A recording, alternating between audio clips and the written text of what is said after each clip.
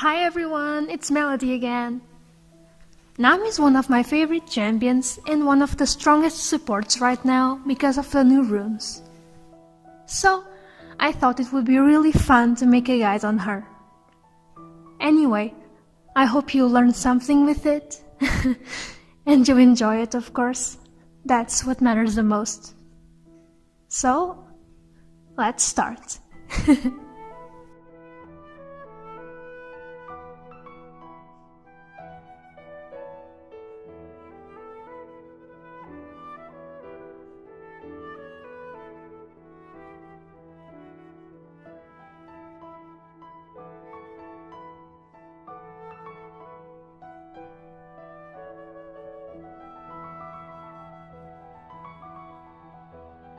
Nami is a support champion that specializes in bullying her lane opponents and out-sustaining them, and offers a lot of crowd control that can be used offensively and defensively, according to the situation.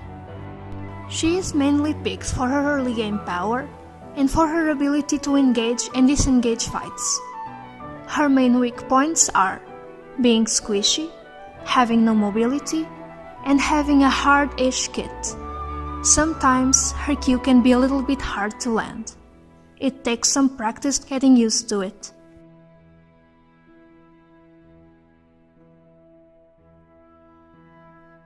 Nami's passive, Surging Tides. Whenever you use an ability on yourself or on an ally, you grant a small burst of movement speed. You can use it to roam around the map quicker, to help someone get to lane faster, or to help an ally chase or escape. When you want to speed up yourself for a single target, I recommend using E because of its low mana cost. If you want to haste more than one ally, I recommend using Q because of its AoE. But don't do this during fights. Q is too important of an ability to be used as a speed buff in this situation. Save it to lock down enemy champions. Nami's Q, Aqua Prison.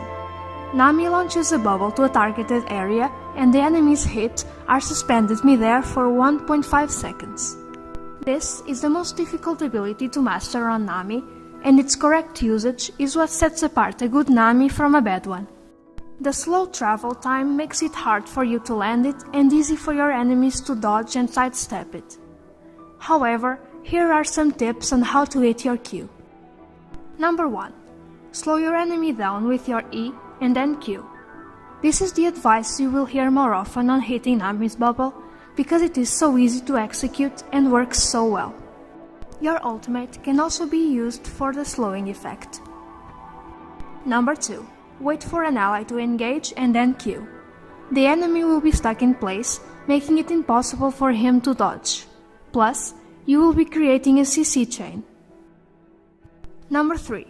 Wait for your enemy to use an ability during which he can't move, like Janna's, TF's, or Shen's ultimate, or Caitlyn's Q. Number 4. In lane, if the enemy ADC gets too greedy for a minion and overextends, aim your Q slightly behind them and you are almost guaranteed to hit, since the player's normal reaction to this situation is to run backwards towards safety. Number 5. Wait for your enemy to burn flash, or to use his mobility spell, be it a blink, a jump, or a dash. Number 6. Take advantage of spells that make the enemies come back to a specific place, like Zed's Shadow and Katarina's E, like I do in this clip. Be patient with the use of this ability and wait for the right moment to cast it. If you waste it on the Maokai that jumped on a AD carry, you won't have it up to stop the Katarina that is sure to follow. Aside from interrupting channeled abilities, Nami's Q can also be used to stop dashes and jumps, but because the ability moves so slow, this feat is quite hard to pull off, requiring the player to think ahead of time and predict enemy movement. Nami's W, Ebb and Flow. This ability is a heal that bounces back and forth, hitting up to 3 targets, dealing damage to enemies and healing your team. If you first target an enemy champion, it will bounce back to you and attack another enemy champion. If you first target yourself, it will bounce to an enemy champion and then heal an ally, and vice versa. Ebb and Flow is Nami's main harassing tool in lane. Try to make it bounce as many times as possible without endangering yourself. Manage this ability well because of its high mana cost, and prioritize the heals or the damage dealing according to the situation. If an enemy champion is out of range, you can use your allies as gateways for your W. Same the other way around. Nami's E, Tidecaller's Blessing. This grants the target 3 empowered auto attacks that deal bonus damage and slow the enemy. This ability is also very good to harass in lane. You can use it on yourself or put it on your AD carry, so he deals more damage when he is trading. In a teamfight scenario, it is better used on an auto-attack reliant champion. Nami's ultimate, Tidal Wave. Nami summons a giant wave that comes crashing down, slowing and knocking up enemies and speeding up allies, granting them double the speed of the passive. This ability has very powerful offensive and defensive usages. It can be used by itself as an engage, but since it is a very slow-moving ability like your Q, I recommend using it as a follow-up engage, after an ally has used this ultimate to engage, for example after Maokai ults, or your Vi ults. In case you have to be the one to start the fight, CC chaining your ult and your Q makes up for a very powerful engage. If you start seeing the fight going south, you can save it for a strong disengage.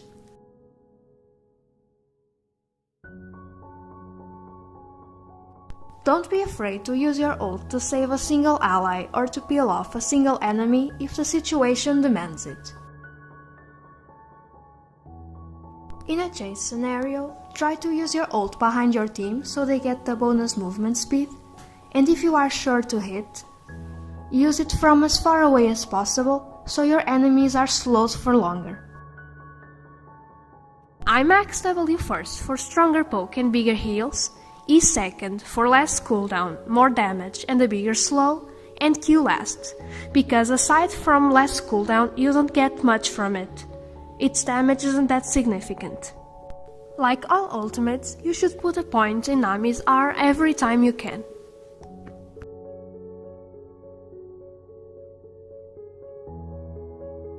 Nami's combos are a very important part of playing this champion because your abilities become much more effective when used together. Trade combos. These combos are amazing for effective harass in lane. Auto, W, auto. Q, auto. Q, W, auto. E, Q, auto. E, Q, W, auto. All-in combos. Q, Alt, auto. Alt, Q, auto. E, Q, Alt, W, auto. E, Alt, Q, W, auto.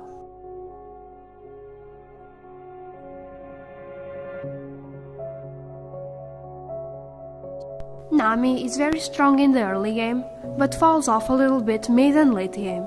She isn't bad, just decent. This means that Nami should be picked with an aggressive AD carry that can match your early game strength.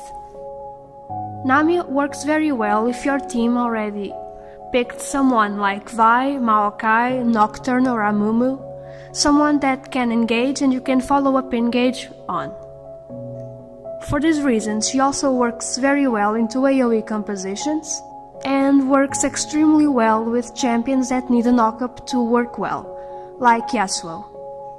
I like to pick Nami against sustained damage compositions, and if you don't know what that means, dealing sustained damage means dealing damage over a long period of time. Your abilities are perfect to stop the enemy and give your allies time to kite and to turn the tides of the fight around. Examples of champions that deal sustained damage are Udyr, Tryndamere and Jax. Burst damage is the complete opposite of sustained damage. If your enemies can wipe out your carries in less than a second without giving you a chance to react, you are done for. For this reason, I don't pick Nami into champions like LeBlanc, Talon, Zed, or Harry, or assassins in general. If the enemy bot lane has more damage and more kill pressure than me, like Leona Draven, I also don't pick Nami. Or if the opposing team has something like Brom's Wall or Yasuo's Wall that can stop your abilities. They press one key and they completely render you useless for like 3 seconds. It's so annoying, man.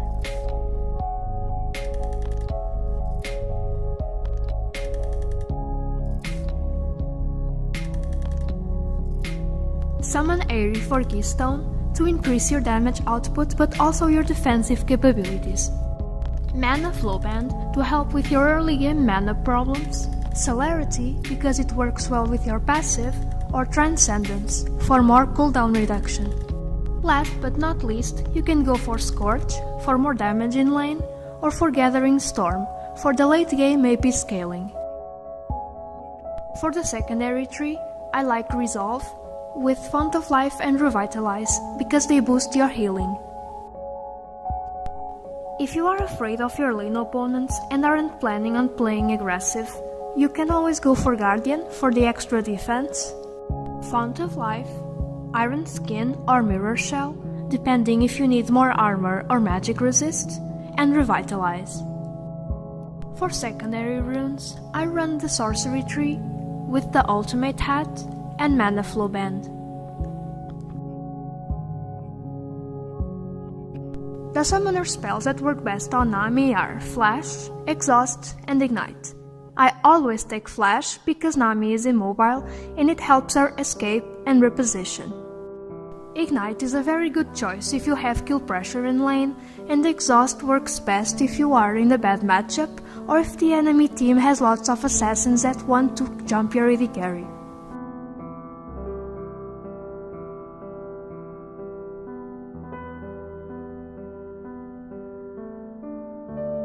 I think Nami has good synergy with kill lanes like Draven, Lucian, Kalista, and Tristana. AD carries that have follow-up CC like Xayah, Ashe, Jhin, and Varus. And other champions that either have good follow-up abilities or strong poke, like Miss Fortune, Ezreal, Sivir, and Caitlyn. Medium tier AD carries are champions that don't have a strong early game, so they can't keep up with Nami's aggressiveness, but she can still be very useful to them during mid and late game. In this category, I put Twitch, Vayne, and Jinx. Last but not least, I think Kog'Maw is the one AD carry that doesn't synergize that well with Nami, because he has an extremely weak early game and can't keep up with Nami's pressure at all. Also, he needs an extreme amount of peel in mid and late game, and Nami just isn't the best pillar around to keep him safe. The kind of peel Kog'Maw needs is the one Janna and Lulu provide, so I really don't like this lane.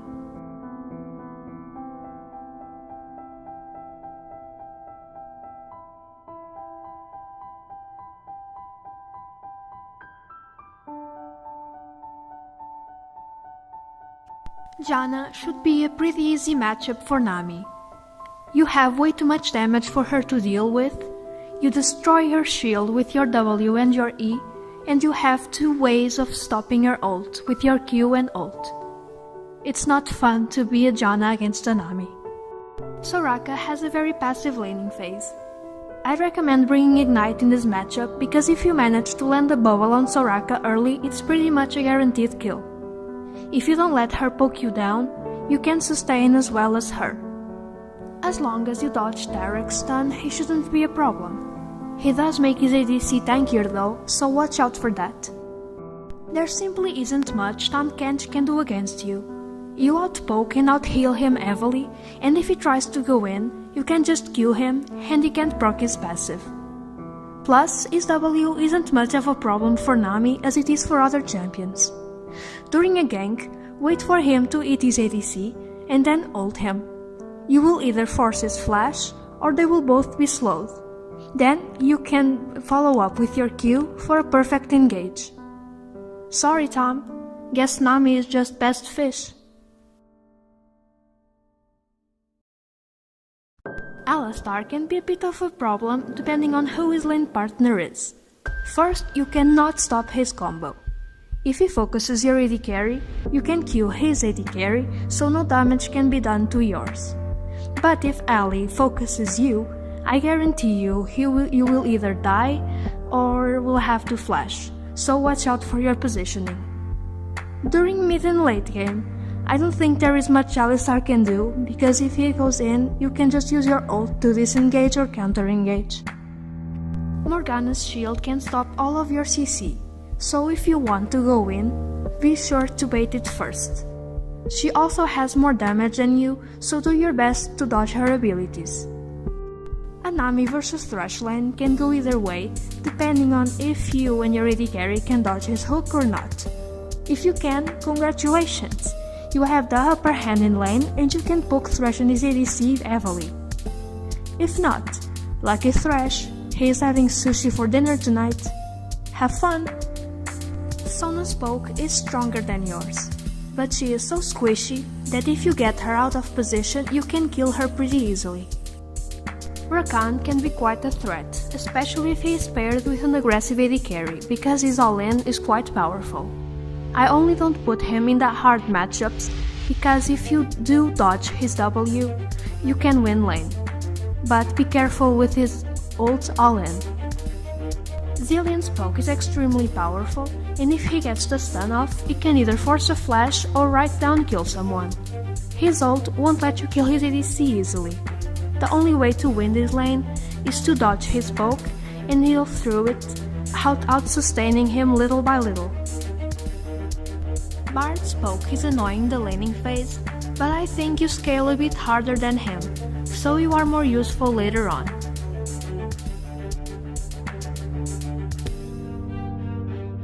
If Braum gets to proc his passive, he can kill you. Also, his wall can stop your ultimate, so wait for it to be on cooldown and then you can ult. All-in champions are very dangerous for Nami. Leona, Nautilus and Blitzcrank are very tanky and can either force your flash or kill you with one combo. In this lane, play as passive as you can and wait for ganks. You aren't going to win this lane on your own unless they make a huge mistake.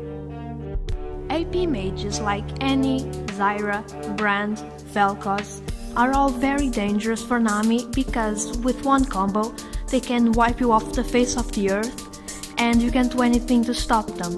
By the time you use your bubble or your ult to stop their abilities, you're already dead.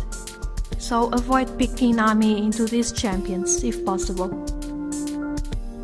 Lulu can be a tough opponent to beat because she has much more damage than you early game and scales much better into the late game. Also, her peel is much stronger. Karma and Lux have much more damage than you in the early game and will bully you out of lane if you aren't careful.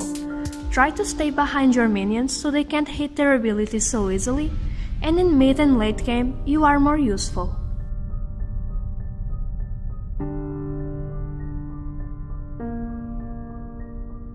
And that was it for the first part of my Nami guide. I hope that you enjoyed the video and are excited for part 2. I'm planning on uploading it in a couple of weeks. Meanwhile, you can like, subscribe if you want, and leave a comment down below, and I'll see you next time.